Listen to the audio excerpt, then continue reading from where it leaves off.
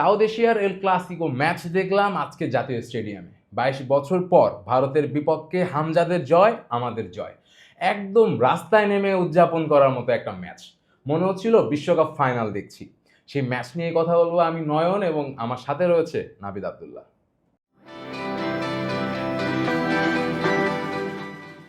নাবিদ, আজকে ফুটবল ভক্তদের এই উন্মাদনা দেখে আসলে কি মনে হচ্ছিল? সাউথ এশিয়ার আসলে এল ক্লাসিকো, নাকি তার চেয়েও বড় কিছু? আসলে এল ক্লাসিকোতে তো আমরা মোটামুটি একটা বড় সড়ো মানে উত্তেজনা সবার মধ্যে দেখতেই পারি, কিন্তু সেটা কিন্তু একটা সার্টেন ফ্যান বেজের। কিন্তু আজকে যে উদযাপনাটা দেখলাম, বা আমি নিজে যেটা ফিল করেছি বা আপনি যেটা ফিল করেছেন, সেটা কোনো বিশ্বকাপ জয়ের থেকে কম নয়। মানে হ্যাঁ, আমরা হয়তো বিশ্বকাপ জয় করতে পারিনি, অথবা বিশ্বকাপে খেলতে পারছি না, হয়তো ভবিষ্যতে কোনো এক সময় আমরা পারবো। তো আমি এক সময় ফিল করছিলাম যে আমার গুজবাম্পস দিচ্ছিল যে এই জয়ে হচ্ছে আমরা এইভাবে আর কি আনন্দে উন্মাদ হয়ে যাচ্ছি, তাহলে যখন আমরা আসলে এরকম বিগ বিগ নেশনসের এগেনস্টে ওয়ার্ল্ড কাপে খেলবো, তখন আমরা কতটা আনন্দিত হব। ইন্ডিয়ার এগেনস্টে জয় পাওয়াটা খুবই বড় আমাদের জন্য, কারণ আমরা মোটামুটি আমাদের বিগেস্ট রাইভাল বলতেই পারি ইন্ডিয়াকে। তো এই ইন্ডিয়ার এগেনস্টে যদি আমরা মানে এই অর্জনটা পেয়ে আমরা এত আনন্দিত হই, তাহলে ওয়ার্ল্ড কাপে খেললে তো মানে সেটা আমরা চিন্তাই করতে পারতেছি না যে আমরা কতটা আনন্দিত হব। নাবিদ, মনে আছে কিনা ডি স্পোর্টসে একটা পডকাস্টে জামাল ভুঁইয়া বলছিলেন যে বাংলাদেশ যদি বিশ্বকাপ খেলে তখন ঢাকায় কার পতাকা উঠতে দেখবা, আর্জেন্টিনা, ব্রাজিল, জার্মানি নাকি বাংলাদেশ? আমার মানে বলতে গিয়েও গুজবাম হচ্ছে যে মনে হচ্ছিল সেই কথাটাই হয়তো স্ক্রিনে দেখছিলাম আজকে ভারত এবং ভারতে বাংলাদেশের ম্যাচে। আসলেই তাই, কারণ মানে এই কথাটা কিন্তু মানে জামাল ভাই আসলেই ঠিক বলেছিলেন যে যদি বাংলাদেশ কখনো ওয়ার্ল্ড কাপে খেলে, হ্যাঁ আমাদের দেশ বিভক্ত হয়ে যায় ওয়ার্ল্ড কাপের টাইমে, কারণ যেহেতু বাংলাদেশ ওয়ার্ল্ড কাপে পার্টিসিপেট করতে পারে না, এই কারণে সবারই একটা সফট কর্নার আছে কোনো কোনো দেশের প্রতি। আর্জেন্টিনা, ব্রাজিল, কেউ স্পেন, কেউ জার্মানি সাপোর্ট করে। কিন্তু যদি বাংলাদেশ কখনো পার্টিসিপেট করে, আসলেই তো আমরা কখনো এভাবে চিন্তা করিনি যে আসলে তখন আমরা কার পতাকা দেখব। আসলে আমরা আর্জেন্টিনা, ব্রাজিলের পতাকা দেখবো নাকি বাংলাদেশের পতাকা ঘরে ঘরে দেখবো? আমার কাছে মনে হয় আমরা বাংলাদেশের পতাকাটাই ঘরে ঘরে দেখবো, কারণ নিজের দেশকে এইভাবে সাফল্য পেতে দেখার যে আনন্দ, হ্যাঁ নিজের ফেভারিট টিমকে মানে এরভাবে উদযাপন করতে দেখলে আমাদেরও ভাল লাগে। আসলে আমরা আনন্দিত হই। আর্জেন্টিনা যখন জয় পেয়েছিল, আমি যেহেতু আর্জেন্টিনা ফ্যান, সো আর্জেন্টিনা যখন জয় পেয়েছিল 22 সালে, আমিও খুব আনন্দিত হয়ে গেছিলাম, ইভেন কান্নাও করেছিলাম, বা বাচ্চাদের মতো কান্নাকাটি করছিলাম। কিন্তু এই যে বাংলাদেশ যখন এইভাবে এই পর্যায়ে খেলবে, বা যদি বাংলাদেশ ওয়ার্ল্ড কাপে কোনো কিছু করতে পারে, সেই আনন্দ আসলে অ্যাকচুয়ালি আনইমাজিনেবল। কারণ মানে প্রত্যেকটা ভক্তের মনেই আসলে বাংলাদেশের জায়গাটা তো অন্যরকম ভাবে। সো আমার কাছে অ্যাকচুয়ালি মনে হয় যে ওটা খুবই একটা জাদুকরী ফিলিং হবে সবার জন্য। এই জয় নিয়ে যদি কথা বলতে থাকি, আমার মনে হয় না যে আলোচনা হয়তো আজকে শেষ হবে, আপনাদেরও শেষ হবে। তবে কথা বলতে চাই বা আজকের ম্যাচের একমাত্র গোল মোরসালিন এবং রাকিবের যে গোলটা ছিল, মানে আনইমাজিনেবল।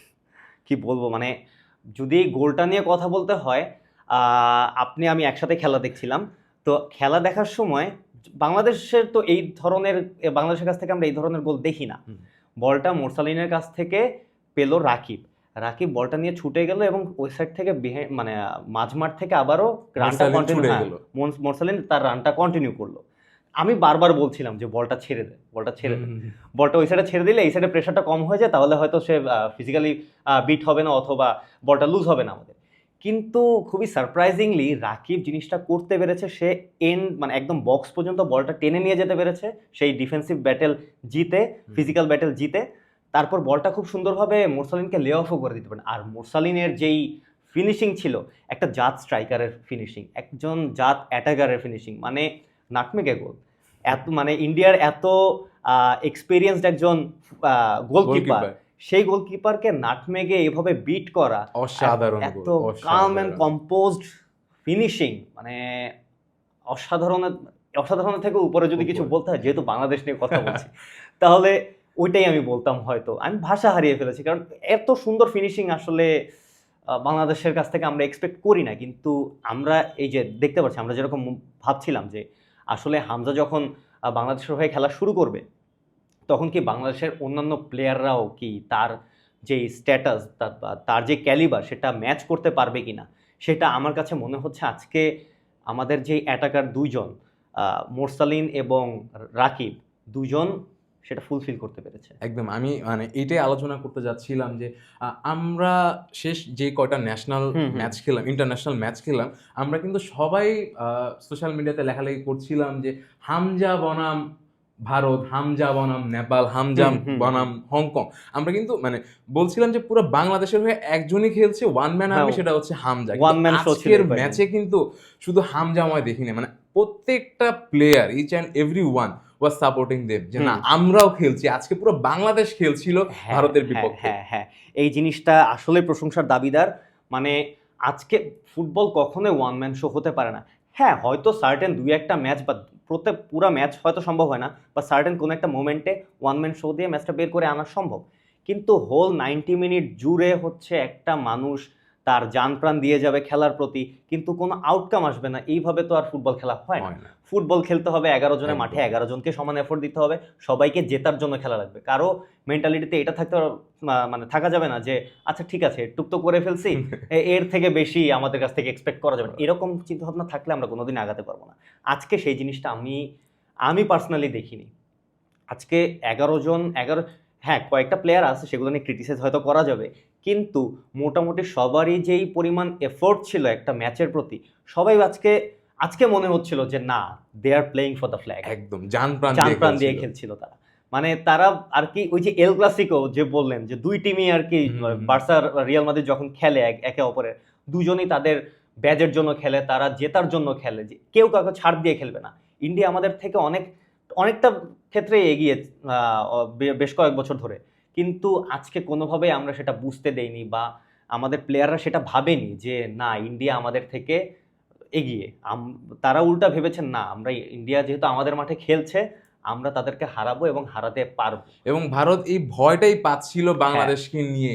তারা রায়ান উইলিয়ামসনকে নিয়ে, আপনারা জানেন যে আসলে অনেক মানে আলোচনা হয়ে গিয়েছে, তারা চাচ্ছিল রায়ান উইলিয়ামসনকে খেলানোর জন্য, কারণ ভারত আগে থেকেই বাংলাদেশকে ভয় পাচ্ছিল, এবং সেই ভয়টাই আসলে আজকে বাংলাদেশ দেখিয়ে দিয়েছে যে আমরা আসলে কি করতে পারি। আর ভয় পাবে নাই বা কেন? আমরা লাস্ট কয়েকটা ম্যাচ ধরে যেভাবে খেলেছি, হামজা, সমিত, তারপর জায়ান আহমেদ, এদের ফাহমেদুল, এদের ইনক্লুশনের পরে আমরা যেভাবে আমাদের টিমটা ট্রান্সফর্মড হয়েছে, এটা তো মানে সব একদম চাক্ষুষ প্রমাণ। আমরা দেখতেই পাচ্ছি যে খেলার কতটা পরিবর্তন, খেলার ধরনের কত পরিবর্তন।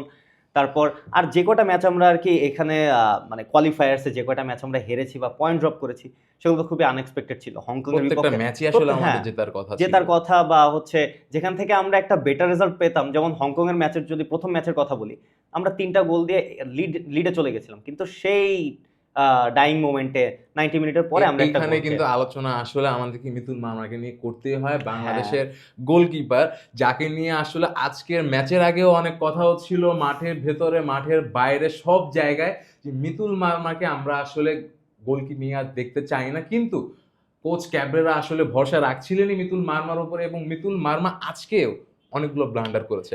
হ্যাঁ, আজকেও বেশ কিছু ব্লান্ডার করেছে, এবং একটা তো গোল হয়েই যাচ্ছিল। তিনি বক্স ছেড়ে, প্রথমত সেই ওই সিকোয়েন্সটার কথা আমি বলি, সে ওখানে প্রথমে একটা ভুল ডিসিশন নিল, তিনি একজনকে পাস দিতে যেয়ে আরেকজনকে পাস দিল, সেটা মোটামুটি ইন্টারসেপ্ট হয়ে গেছিল, কিন্তু পরে কোনোভাবে আমরাই বলটা পেলাম। পরে সেখান থেকে আবার হচ্ছে ব্যাকপাস করা হলো মিতুল মারমাকে। মিতুল মারমা বক্সের বাইরে, একদম বাইরে, বক্সের ভিতরে পেনাল্টি, বারপোস্টের সামনে পুরোটা খালি, কেউ নেই, সেখানে তাকে প্রেস করা হলো এবং তিনি ঘাবড়ে গিয়ে বলটা লুজ করলেন। লুজ করার মাধ্যমে সেখান থেকে যদি ভাগ্য ভালো ইন্ডিয়ার প্লেয়ারটা সেখান থেকে শুট নিতে পারে না, যেহেতু হচ্ছে ডিফেন্ডার ছিল, তো ভিউটা ব্লক ছিল, সো তিনি আরেকজনকে পাস দিলেন, এবং সেখানে প্রায় অলমোস্ট যেই প্লেয়ারটা আর কি ভিউটা ব্লক করছিলেন, প্রথম প্লেয়ারকে, ইন্ডিয়ার প্লেয়ারকে, সে ছিলেন হচ্ছে হামজা চৌধুরী। হামজা চৌধুরী সেখান থেকে দৌড়ে এসে পরে যেই প্লেয়ারটা আর কি শুট করলো গোলে, হামজা মানে হেডের মাধ্যমে যে ক্লিয়ারেন্সটা করলেন সেটা দুর্দান্ত ছিল। এটা ক্লিয়ার গোল ছিল, একদম ফাঁকা বার, কোনো ডিফেন্ডার ছিল না, কেউ ছিল না, হয়তো একটু এদিক সেদিক হলে গোলটা হয়ে যেত, কিন্তু হামজা যেভাবে ট্র্যাক ব্যাক করলো বা গোলের পোস্টের সামনে আসলো, মানে তিনি আজকে ওই যে আমরা যেভাবে বলি যে তাকে হয়তো সব পজিশন, তাকে গোলকিপার খেলালো, গোলকিপারও খেলবে, তো আজকে তিনি গোলকিপার হয়েও খেলবে, জাস্ট হাত দিয়ে হয়তো বল ধরে নেই, কিন্তু ধরা যাবে না তাই ধরে নাই, না হলে হাত দিয়েই ধরতো। যেহেতু ধরা যায়নি, তিনি ডিফেন্ডারে মানে একজন মাঠের প্লেয়ার হয়ে খেলছেন, ইনফিল্ড প্লেয়ার হয়ে খেলছেন, সো তিনি হেড দিয়ে বলটা তিনি মানে যে কোনোভাবেই হোক কিন্তু বলটা তো মানে গোলটা তো রক্ষা করলেন, এর মাধ্যমে তো আমরা ম্যাচটা জিতলাম, নাহলে তো আর ম্যাচটা বের হয়ে আসতো না, আমরা 1-0 মতো জিতছি, হয়তো তখন গোলটা হলে 1-1 হয়ে যেত। হয়ে যেত। আচ্ছা, আজকের ম্যাচে রেফারি নিয়ে আপনার কোনো ইস্যু আছে কিনা? রেফারিং নিয়ে কি বলবো, মানে আমরা সবসময় আর কি গালাগাল করি লা লিগা রেফারিং নিয়ে বা অন্যান্য ইউরোপিয়ান ফুটবল দেখি, ওখানে আমরা রেফারিং নিয়ে আর কি সবসময় আলোচনা করি, বাট বাংলাদেশের ইন্টারন্যাশনাল ম্যাচে আমরা তেমন রেফারিং নিয়ে আলোচনা করি না, কিন্তু আজকের ম্যাচে না আসলে আলোচনা করতে হয়, কারণ যেভাবে ইন্ডিয়া খেলছিল, ইন্ডিয়া চোখ বন্ধ করে একটা রেড কার্ড অবশ্যই তারা ডিজার্ভ করে, অবশ্যই ডিজার্ভ করে। আর একটা বল হাতে লেগেছিল তাদের, যেহেতু ভিআর পদ্ধতি ছিল না, আমাদের এখানে ভিআর টেকনোলজি ছিল না, সো আমরা পেনাল্টিটা করতে পারি, এটা ক্লিয়ার ভিউ ছিল, সেখানে রেফারি দাঁড়িয়েছিল বেশ কিছুটা কাছেই ছিলেন, যে তার চোখে পড়ারই কথা যেই ইনসিডেন্টটা হয়েছে, কিন্তু তাও তিনি কেন পেনাল্টি দিলেন না, আমার সে একই প্রশ্ন, সে অ্যাসিস্ট্যান্ট রেফারির সাথে আলোচনা করে কিভাবে আসলে এটা এড়িয়ে গেল। মানে আমি অফ দা ক্যামেরা একটা কথা বলছিলাম যে হামজা চৌধুরী তো আমাদের সুপারস্টার, কিন্তু হামজা চৌধুরী যদি না থাকতেন আসলে বাংলাদেশের সুপারস্টার এখন রাকিবই হতো। আমার সাথে আপনি একমত? অবশ্যই একমত। আজকে রাকিব যেই পরিমাণে এফোর্ট দিয়ে খেলেছে, কিন্তু সে বেশ কিছু ম্যাচ ধরে হচ্ছে রাকিব তার যেই ইম্প্যাক্ট আসলে বাংলাদেশের গেমে, সেটা তুলে ধরার মতোই। তিনি যেভাবে রান মেক করছেন বিহাইন্ড দ্য ডিফেন্ডার, যেভাবে রান মেক করছেন, অথবা তার আজকে যে জিনিসটা আমি খুব আমার কাছে নজর কেড়েছি, সেটা হচ্ছে রাকিবের ড্রিবলিং।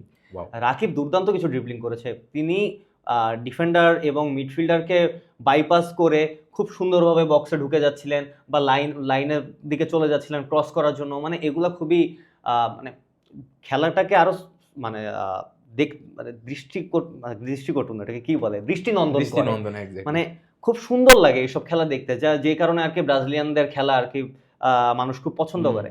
তো বাংলাদেশ থেকে আমরা এরকম ড্রিবলিং সচরাচর দেখি না, যেহেতু এখন বাইরে কিছু প্লেয়ার এসেছে, জায়ান আহমেদ তার ড্রিবলিংও মোটামুটি ভালো, তারপর সমিত সোমের ড্রিবলিং ভালো, কিন্তু আজকে রাকিব একটু নজর কেড়েছে আমার, কারণ রাকিবের শুধু আসলে রাকিবকে নিয়ে আফসোস কোন জায়গাটা, সে যখন পাশ থেকে ড্রিবলিং করে বলটা ক্রস করার চেষ্টা করছিলেন, সেগুলো আসলে আমি ঠিক মানে শিওর না বা কনফার্ম না, সে আসলে কি ক্রস করার চেষ্টা করছিলেন নাকি গোল বারে সে আসলে শুট করছিলেন, ওইগুলো যদি আসলে পারফেক্ট ক্রস হতো আজকে কিন্তু আরো সুন্দর সুন্দর গোল দেখতে পেতাম। আজকে আমার এক ম্যাচের মধ্যে যদি কোনো জিনিস ল্যাকিংস মনে হয়ে থাকে বা কোনো জিনিস চোখে লাগে খারাপ ভাবে, সেটা হচ্ছে মিতুল মার্মার পারফরমেন্স, আর হচ্ছে আমাদের ক্রসিং অ্যাবিলিটিতে আমাদের জায়ান আহমেদ দুর্দান্ত, বাট ইন্ডিয়া যেভাবে বক্সের ভিতরে ক্রসগুলো দিচ্ছিলেন, বলগুলো ডেলিভার করছিলেন, আমরা তার ধারে কাছেও ছিলাম না।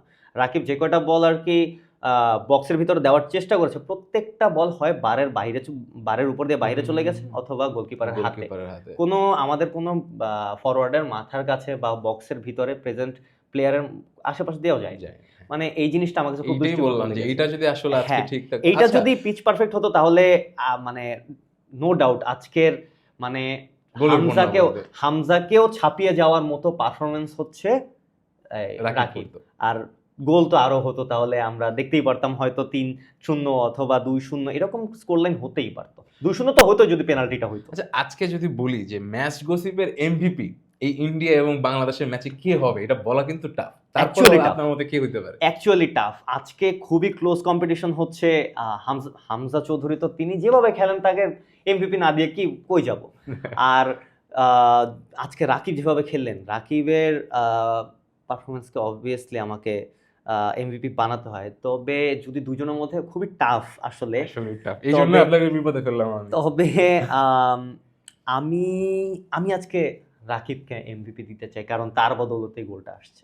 এর কিছুটা কৃতিত্ব অবশ্যই মুরসালিনের, কারণ মুরসালিন যেভাবে ফিনিশ করেছেন, ওইভাবে ফিনিশিংটা না হলে আসলে গোলটা হতো না। সো আমি দুজনকেই মোটামুটি দাবিদার রাখবো, বাট মোর ক্যাপেবল হচ্ছে রাকিব, কারণ তার ওভারঅল পারফরমেন্স ওয়াজ ব্রিলিয়েন্ট।